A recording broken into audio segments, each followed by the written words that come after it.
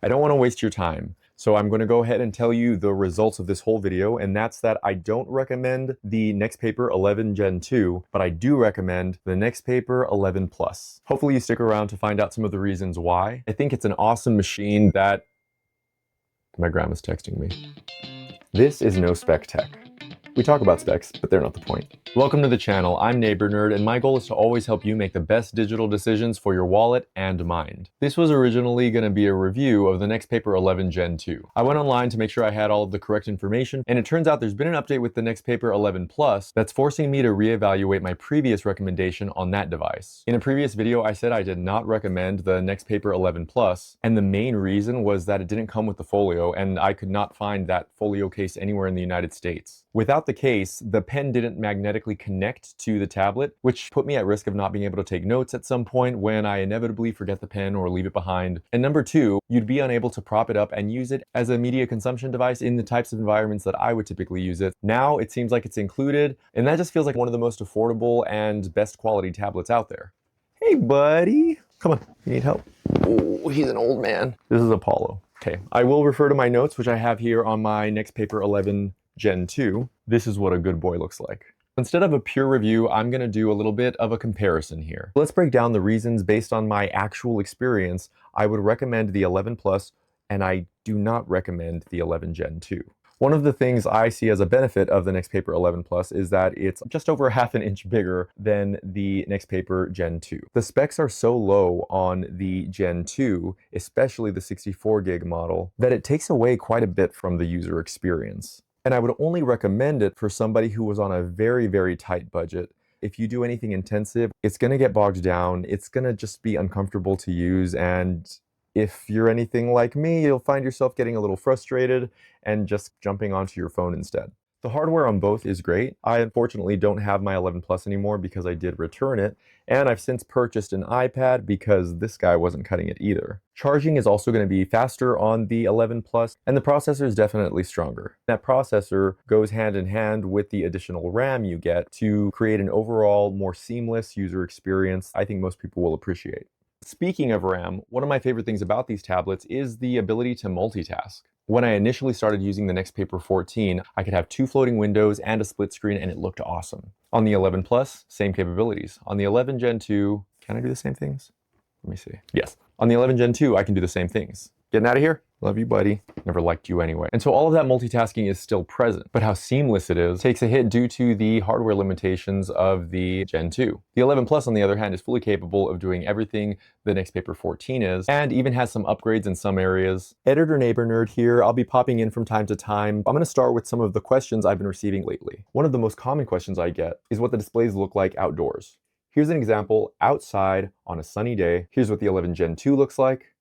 And here's what the 14 looks like. On paper, the 11 Plus has better specs than the 14. So wherever the 14 excels in terms of display, the 11 Plus is going to do even better technically. All of the tablets do just fine. I wouldn't say any stand out in a good or bad way.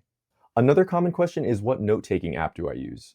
I downloaded a bunch, but the one I found myself going back to ended up being Note Shelf. I don't think there's any particular reason, but it works for me and I've been pretty happy with it. If you're interested in seeing a comparison of different note-taking apps, let me know in the comments. If there's enough interest, I'll go ahead and start working on something like that for the future. When using and comparing these devices, I really love the matte screen. It's hard to capture on camera for the NXTPaper 14 and the NXTPaper 11 Plus. The NXTPaper Gen 2, I don't think it looks the part. I know this is kind of a negative review in a lot of aspects, and I'm trying to prove a point to myself that I don't have to recommend every product I review in order to grow here on YouTube. Until I feel like my channel's big enough for me to kind of call the shots, I won't be accepting any sponsors. I'll be very transparent on what the terms of those are. If I ever get to that point, please hit that like and subscribe button for more user experience-based reviews rather than talking about all of the specs on a spreadsheet. The color paper mode doesn't have the wow factor that I think it has on the other tablets. To me, the NXTPaper products, when they're in that color paper mode, it looks like a comic book almost. Sort of muted colors, that matte finish, and just enough color to be interesting without, I guess, overstimulating the eyes. The ink paper mode looks a lot cheaper on this tablet too. It does change some of the settings to more of an e-ink looking mode, but I would have never confused this for e-ink like I might have the other two tablets. Another random thing to note is the speakers for the Gen 2 are really bad. I mean, it's a great song, but the audio sucks. And I wrote those lyrics, but I'm definitely not singing. I didn't notice much of a difference between the other two NXTPaper tablets. I would say they're not impressive, but not disappointing. But as soon as I heard the speakers on the 11 Gen 2, I was pretty disappointed. Little things here and there just don't work. Sometimes I'll be erasing something and it'll take me back to the home screen.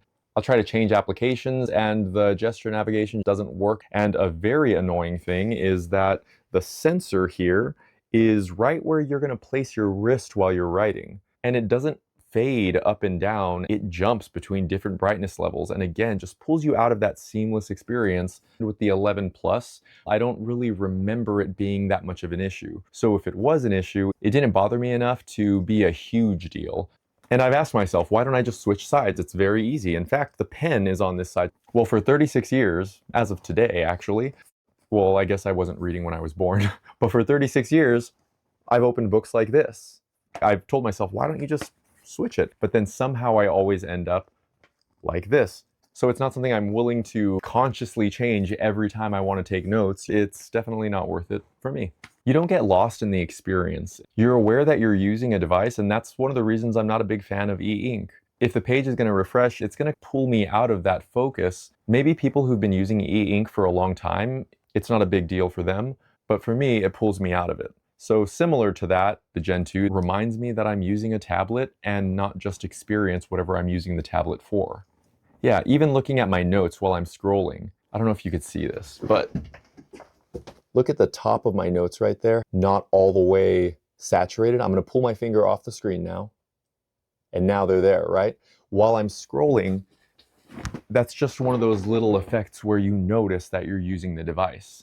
Me again, I have the NXTPaper 11 Gen 2 propped up on my desk the way I would if I were using it for a conference call or a video chat. I'm going to use the internal camera and microphone to talk about the camera and writing experience. You can see what the other two cameras look like in my other NXTPaper device videos. They're labeled as chapters, so you can just jump to that part if it's something that interests you. The overall writing experience is pretty good. I have no major complaints other than a little bit of latency on the Gen 2. You get used to it, but it's not something you have to get used to as much on the other two tablets. The matte display doesn't really give it the grit I was expecting. Overall, I'd rate the friction on the NXTPaper tablet slightly more satisfying than on an iPad. This one's a big deal to me.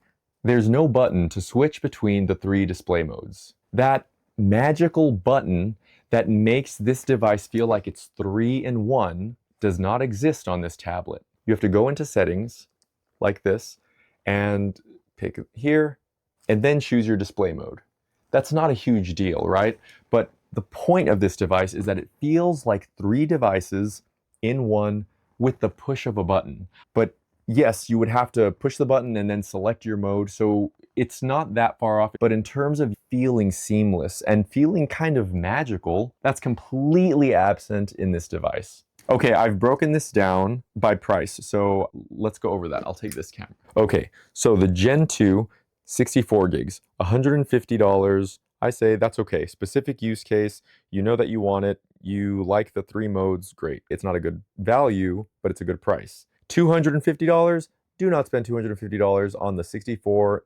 Now we're looking at the Gen 2, 128 gigs. Sale price, $180. Again, okay, sure. $290, if you really want it, I still do not recommend it. 11 Plus without the case, it's not worth it for me. Lastly, the 11 Plus with the case, $240. I wrote here, yes please. When it's not on sale, $370, regular price.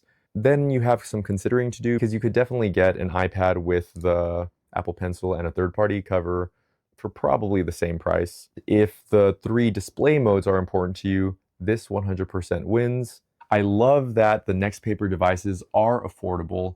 They're Android-based, so if you depend on apps within the Android ecosystem, I don't think you can go wrong with the NXTPaper 11 Plus or the NXTPaper 14. They're only guaranteed a couple years of security updates and Android updates, so depending on when you watch this video, that's something you'll want to check out.